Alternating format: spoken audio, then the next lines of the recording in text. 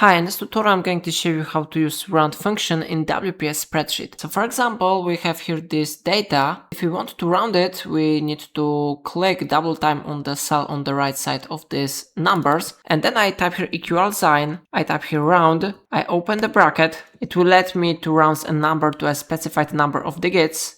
So I open the bracket, I select the number, and I need to type here comma. And now we need to type here number of digits. For example, I want to round it to 2 number of digits, and then I close the bracket and I press enter. How you see, now it is rounded, so it really works. But if you want to apply this function to other numbers, you need to click on this cell and you need to click double time on this green square. After that, it will be automatically applied to the other numbers. So in this way you can use round function in WPS spreadsheet. If I helped you to do it, remember to like this tutorial and subscribe my channel. Please let me know in comment if it solves your problem.